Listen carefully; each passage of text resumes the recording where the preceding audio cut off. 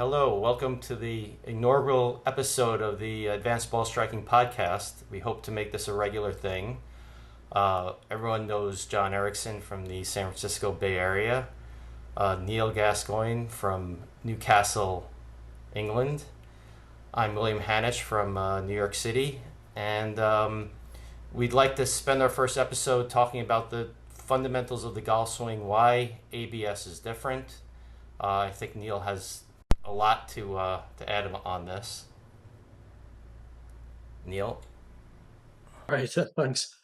Yes, I mean, what I was hoping to talk about here is sort of my early journey through advanced ball striking when I first found the forum and started reading all the posts, and then came to the realization that everything that I've been working on for years and not getting any better, actually realizing why that was the case. So this is my question to John. We see all different kinds of golf swings. We see different kinds of back swings, releases, follow throughs. No two players seem to swing exactly the same. How do you work out what's important? How do you work out what you should actually be working on if you video your own swing and compare it to another player? What really is important in the golf swing?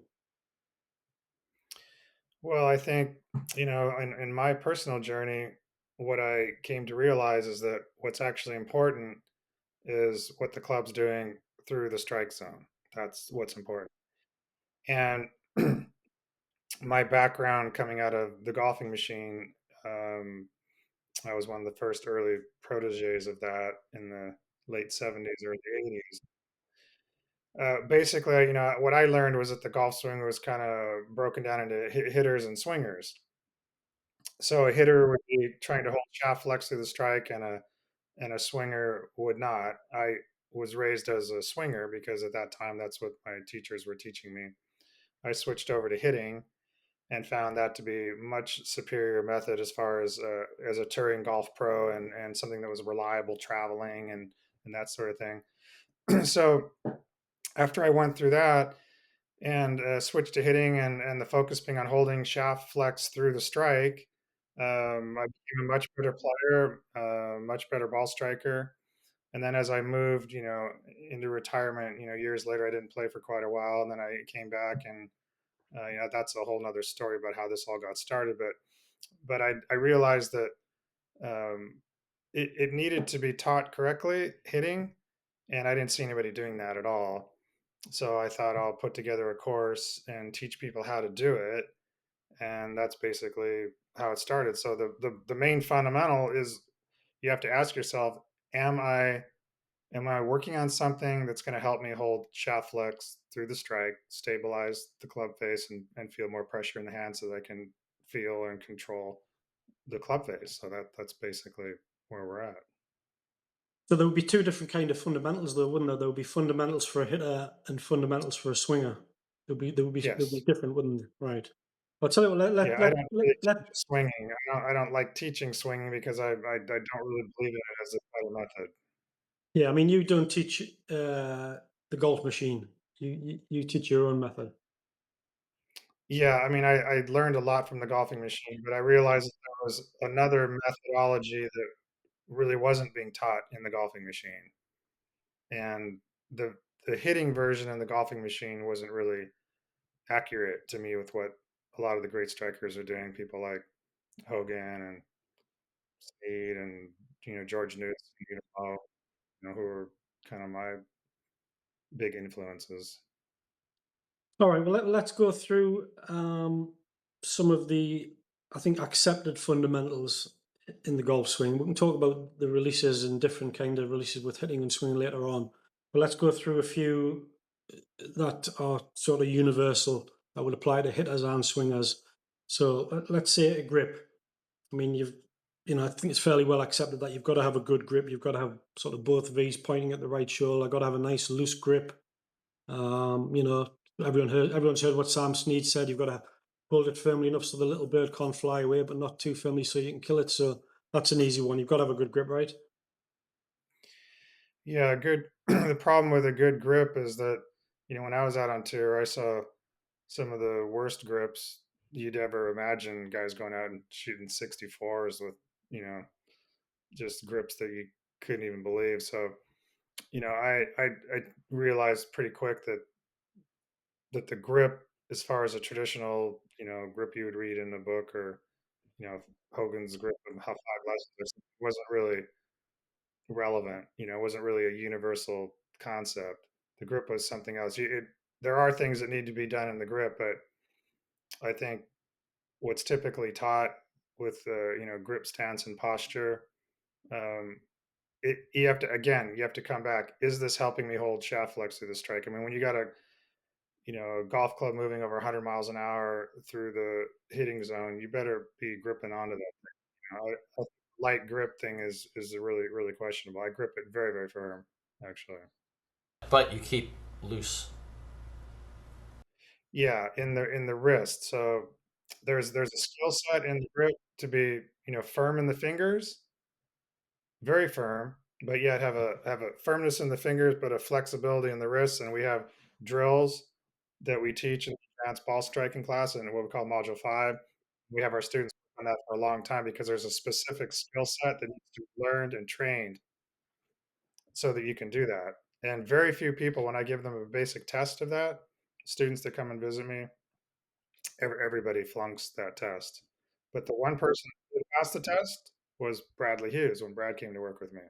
And I was like, gave him the test. It's like, oh, he passed the hand attitude test.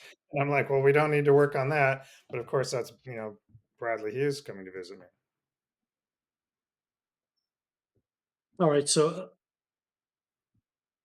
well, the next one I've got on the list is alignment. I mean, I think it's fairly accepted. You've got to have your feet, hips, shoulders all sort of parallel, maybe pointing just a little bit left of the target. That's an easy one. Yeah, that doesn't explain Lee Trevino, right?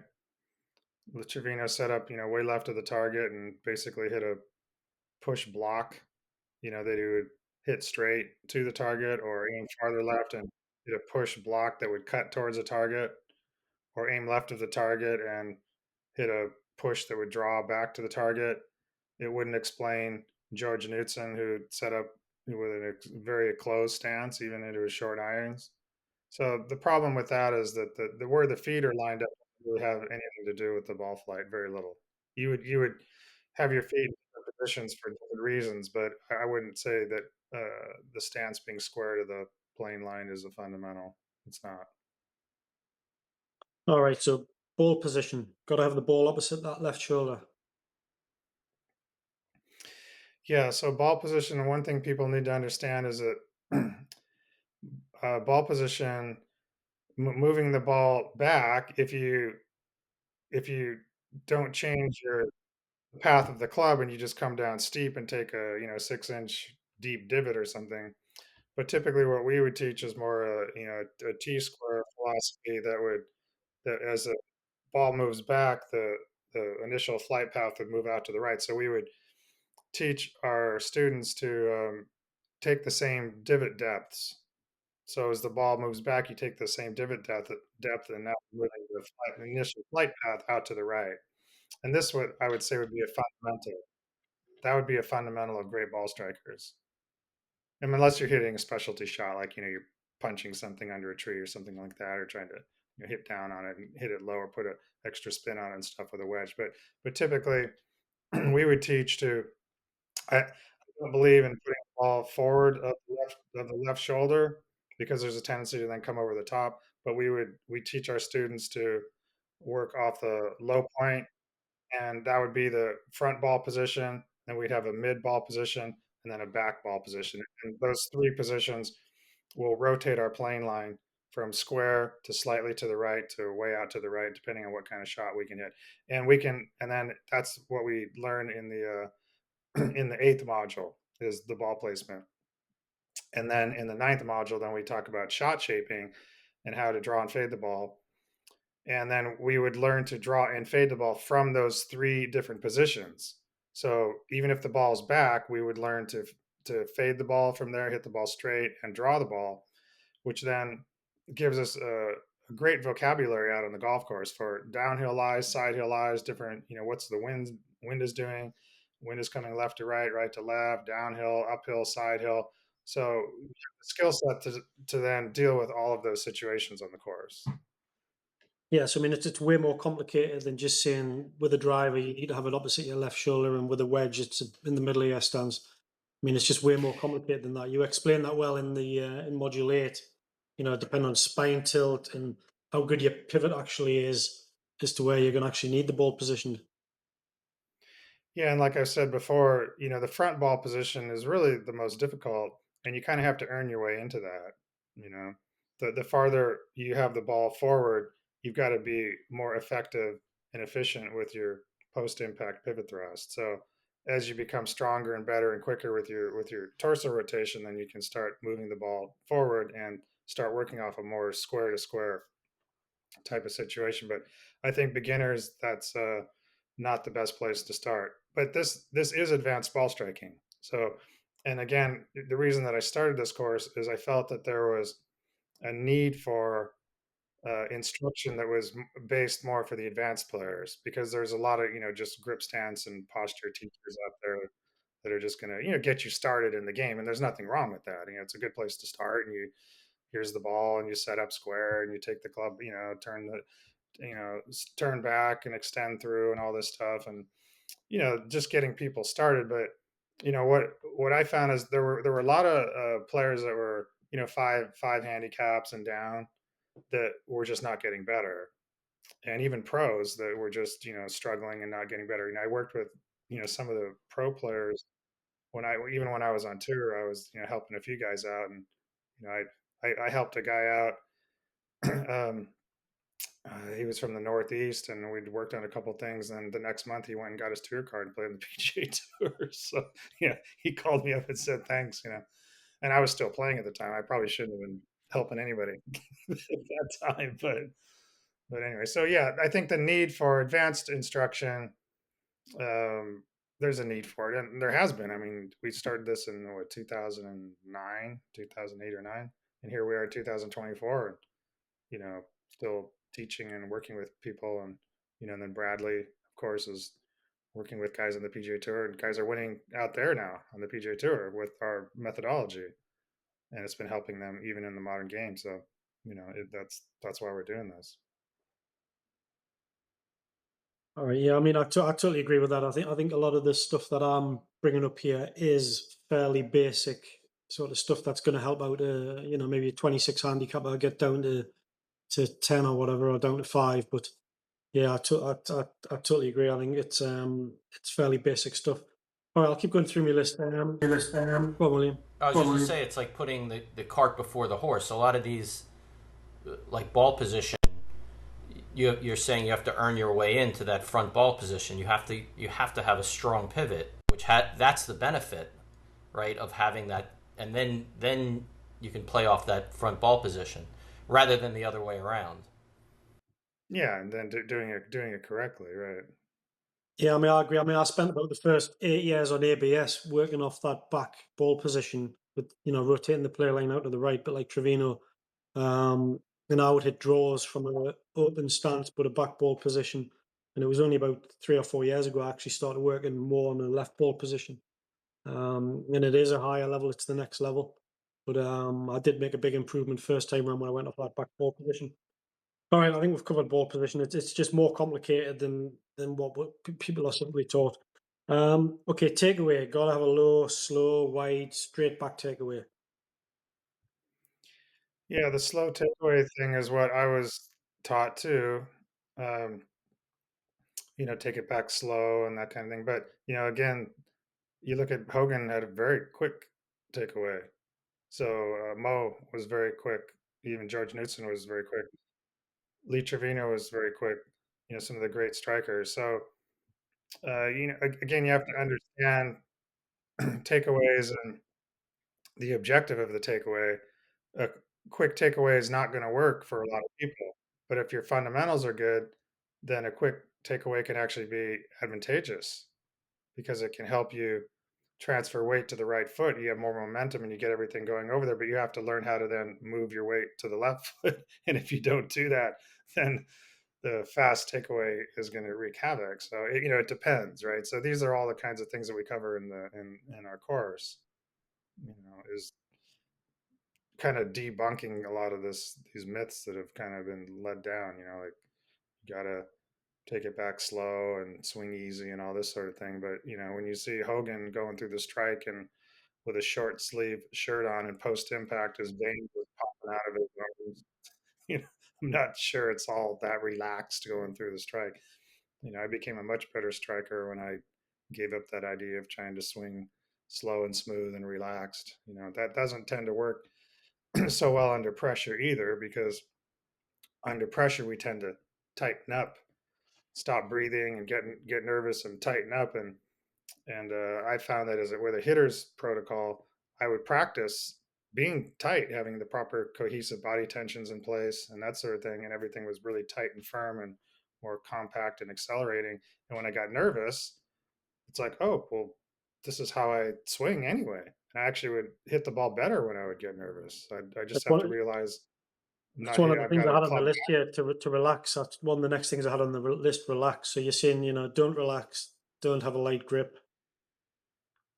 No, not if you're hitting. And the advantage of that is that if you learn to hit properly, then when you get under pressure and you start to tighten up and all that, you're actually just moving into a more proper golf swing with the right cohesive body tensions and that sort of thing. So I found that actually to be one of the best things about hitting it that I didn't really know about was that it held up under pressure a lot better. And even if that's the U.S. Open or a tournament that you're playing or just playing with your friends, people get nervous.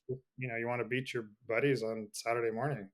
You know, people get nervous on the course, and it can help everybody. So, Breaking your own so personal best. Lots of things to make you nervous. yeah, plenty of things to get nervous about. I mean, so you're building it into your swing in advance. You're sort of ready to be nervous. You're sort of ready to be under pressure.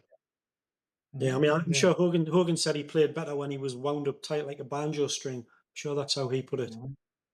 Yeah, and that's exactly correct, right? Yeah. Yeah, Well, sort of covered my next one on my list, which was tempo, smooth, slow swing. yeah, the same, just kind of what we just talked Mhm. about. Yeah, I mean, would that be more of a swingers sort of thing? I mean, obviously, Yeah, someone like Jack typically Nicklaus, that more would in the be, yeah, swingers dialogue. Yeah.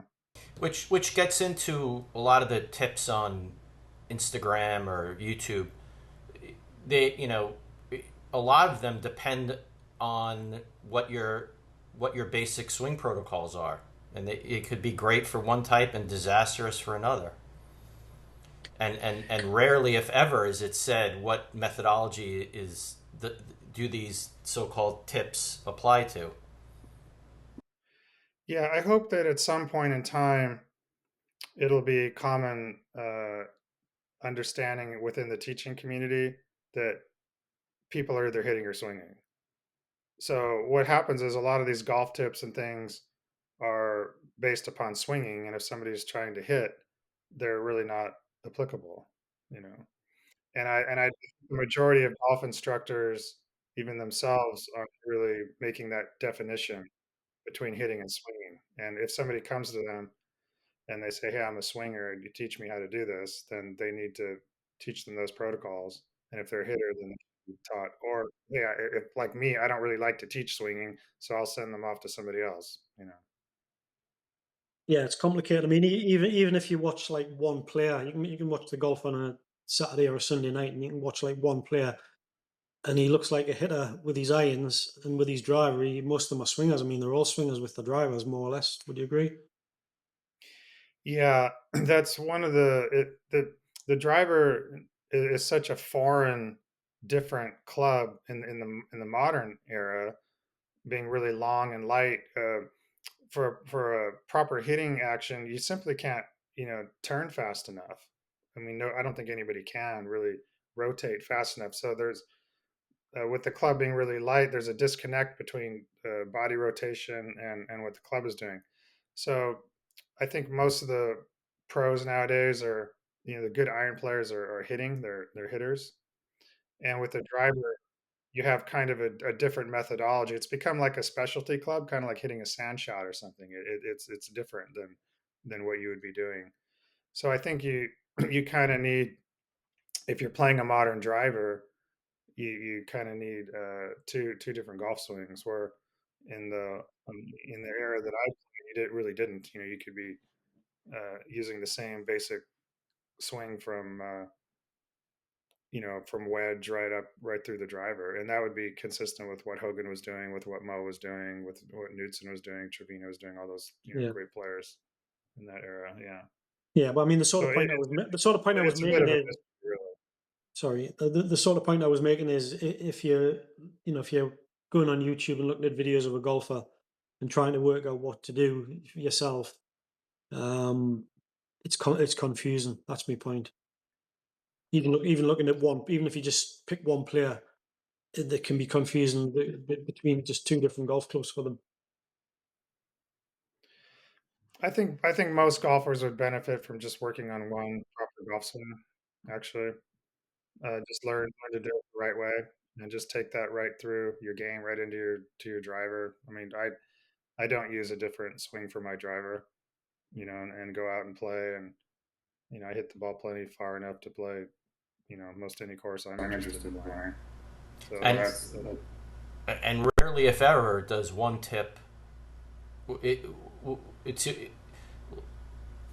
like you say, John. It's there's usually opposing forces. You do one thing, it's going to affect something else. So you can't just do one thing and improve. You usually have to do at least two things, which is rarely talked about. Yeah, that's true. Like for instance, if you were going to take a real upright backswing, then that's not just going to make you hit the ball better, because you're going to have to then figure out how to get it back down to get the thing on plane. So there's always like kind of two things that you have to work on. That's why I'm kind of not a believer in like Hogan's secret, because if there's one thing, it's going to be two things. If it's this, then it has to be that. I mean, if it was because he slotted the club at the top, it's then going to be because what he did post impact to then compensate for that, right? So it has to be at least two things. So if there's a secret, then it's secrets, or more for sure. Yeah. All right. So next thing I've got on the list is you've got to swing on plane. Got to get the club on plane. Yeah, on plane through the strike, right? So, you know, history has shown us every conceivable type of backswing, off plane. I mean, growing up when I was a kid watching, Raymond Floyd take it way inside, going back. And then you had Hubert Green taking it, straight up and hoisting it back over, upright swings and off plane back swings. I think what we want to do is what we call in advanced ball strike, getting it on the 430 line at P3. Let me just say that the first parallel, take on the backswing when the club hits parallel, we call that parallel one or P1. At the top of the backswing when the club is parallel, P2, parallel two. The shaft right before impact, parallel three, which is very critical, P3. And then when the shaft is parallel, post impact, parallel four, and then to the finish where we don't really seek a parallel position, we seek a vertical position. Like I really like what Mo did, so for instance, or even Hogan, so we call that vertical PV, P vertical five. So P1 at the top, P2, P3, post impact P4, and vertical P5. So at P3, getting the shaft on the 430 line, which to us visually does not appear to be on plane, because our eyes, the problem is that there's an optical illusion. Our eyes are actually above the plane, so we're looking down, and the club is moving in an arc. So we see a circle. We don't see, if the ball and our eyes were in line, then we would see the club moving straight back and forth. But that's, people want to see that. But if they see the club moving straight through the ball, it's really coming over the top to get this kind of thing, because our eyes are looking from a bird's eye view. So it's very important that people understand this. And in our teaching, we really focus on what we see and what we need to feel, rather than you know trying to assimilate these things into something else. Or from the point of view of an observer. We're talking it's the point of view inside, not the point of view of the observer. And Right. and one thing I'd like to add is these P's are are parallels. ABS is They're just reference points. They're just reference points, right? Because the golf swing is a moving, dynamic thing. we don't really teach a lot of positions. We teach movement and dynamics, but sometimes it's like we want to get the club on the 430 line at P3. This is an area here that we want to see this, not this. We want the club here. So we reference these things. P3 and P4 mostly is what we're dealing with through the strike, is what we're teaching and trying to help people through these optical illusions that have been really devastating to a lot of golfers. If they don't understand these things. So I mean, looking at players like you brought up Ray Floyd and Hubert Green. I mean, looking at them on the takeaway, so let's say P1. I mean, they might be like 90 degrees different at P1. Ray Or Floyd, even more yeah, almost. yeah, Yeah, it could well be. But from P3 to P4, which is where we put our focus on, really, it could be almost exactly the same. that's right. That's You could right. probably not Yeah. tell them apart. A lot of great golfers, you couldn't really tell them apart from P3 to P4, whereas P1 or P2 at the top of the backswing, they could be worlds apart. So a casual observer, I think, might look at Ray Floyd and Hubert Green, or let's say Colin Morikawa and John Ram these days, and see them being 90 degrees apart, and think that they've got a completely different swing. But actually, where it really matters, um, they're identical. Oh, I'm not saying the two players are identical, but um, that's my point, and that's what we'll focus on later. The what really is important, which is P3 to P4 and beyond. But it's not really something that gets talked about a lot. People tend to just focus on backswing, takeaway. Yeah. I felt like when I got on tour and saw how good a lot of these guys were out there. I mean, it was a whole nother level from college golf. I mean, I went out there and you know playing against guys playing out here for 20 years or something on these different tours and knew all the courses and all the ins and outs and had figured out their game and ball control and what they needed to do. I didn't want to be dismissive, of anyone that was beating me. you know, oh well, they just have natural talent, or they just it's just a freak of nature, that sort of thing. I didn't want to believe any of that. I was much more interested in explaining why these crazy looking golf swings were doing so well, winning tournaments and had great ball control. I remember when I went to Australia in the late '80s, and this guy Peter Senior down there that I'd never heard about won 3 tournaments in a row down there, and he was beating Greg Norman and Faldo, and these guys were number 1 and 2 in the world, and he's beating him by 7 shots, and I never even heard of this guy because he didn't at that time he wasn't traveling the world and playing much on these other tours, but he was wiping everybody out down there. My point being that on the television, commentators were saying a lot of bad things about his swing, like, oh, it's really, how does he do with that crazy swing or whatever. And then I was able to videotape him down there, and I had a high speed camera back then, and I was able to see, like, wow, he going through the strike, he looked as good as anyone I had ever seen, probably almost better than anyone I had ever seen. So it's like, okay, well, that kind of explains it, right? He's doing the right at P3 on the 430 line, going through the strike and holding shaft legs, and using hitter's release, and he was doing that as good as anyone I'd ever seen.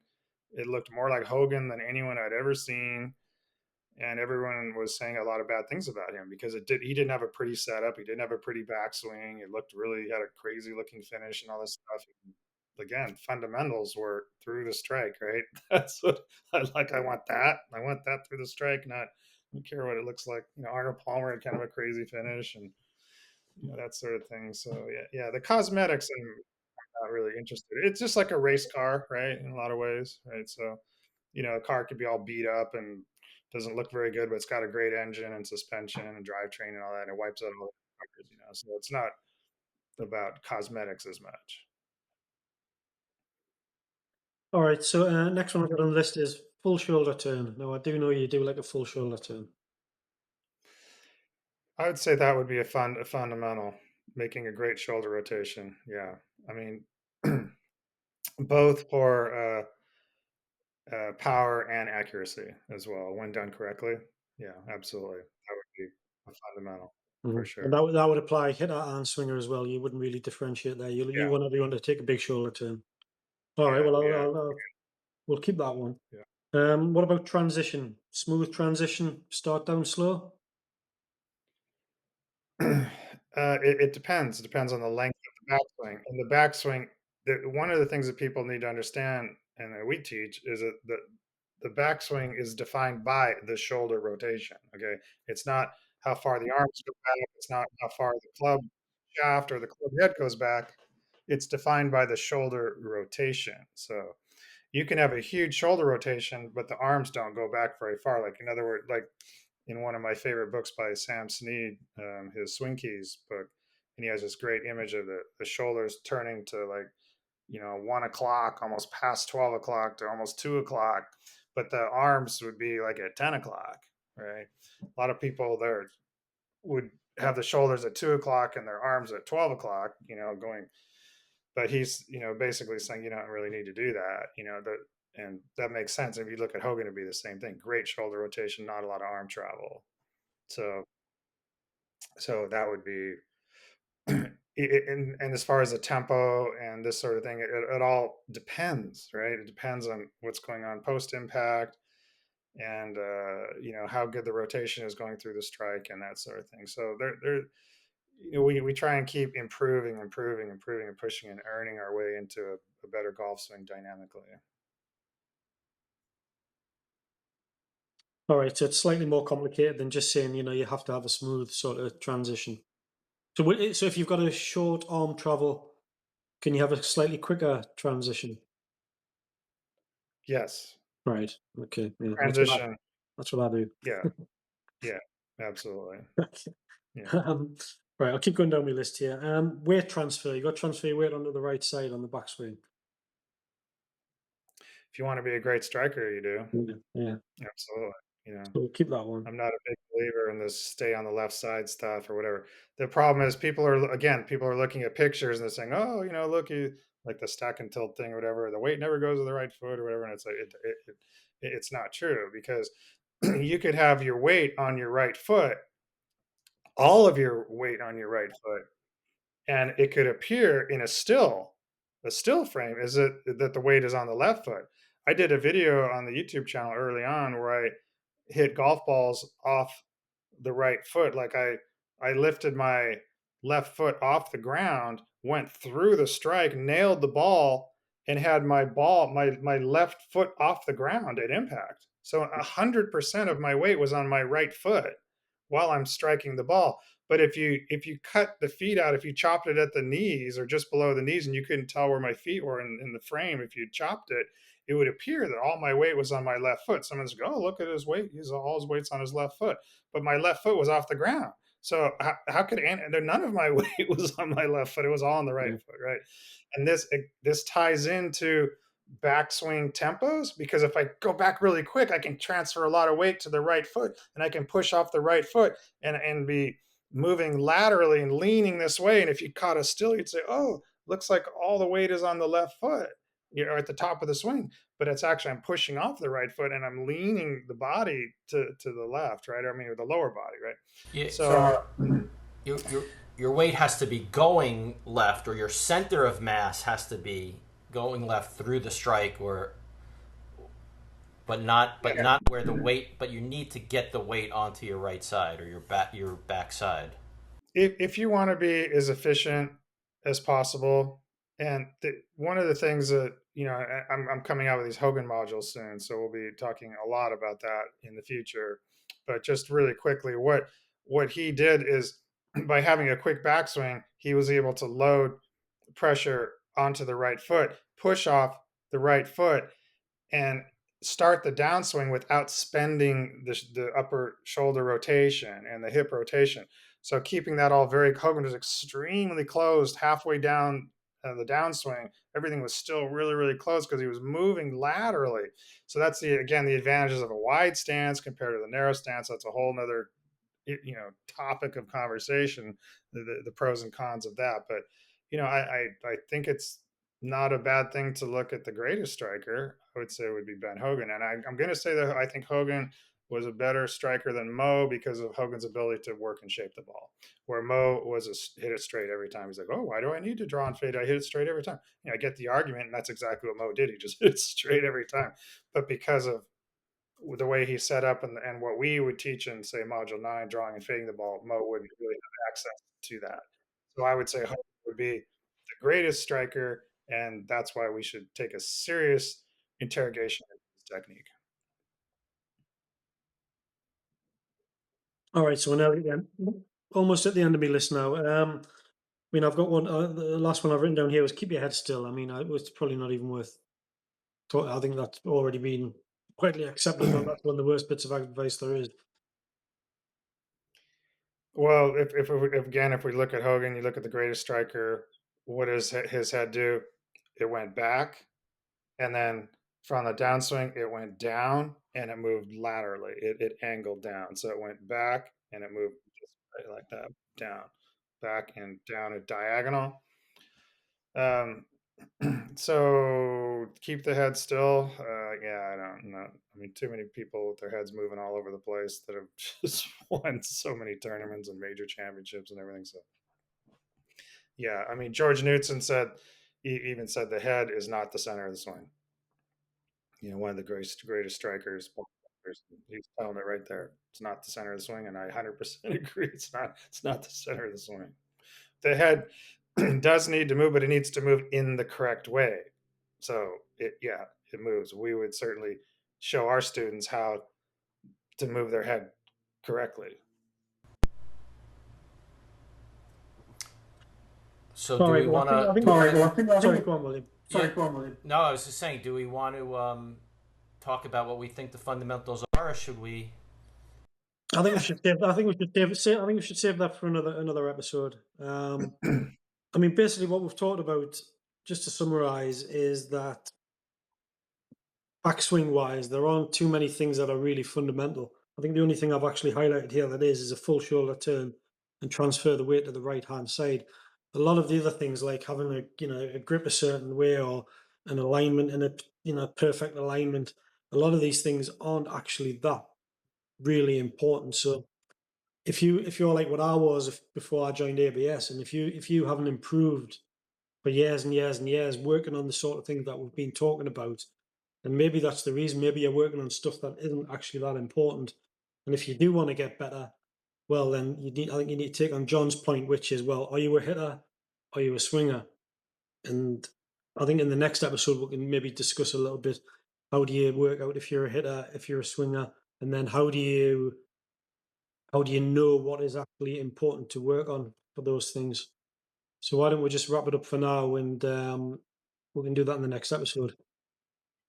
And we can also leave in the comments to this video any suggestions anyone has for us to talk about in future episodes, and as well visit the forum, sign on if you haven't yet to forum.advancedballstriking.com, or you can go to www.advancedballstriking.com and click on the link to head to the forum, and forum is free, and there's so much information there.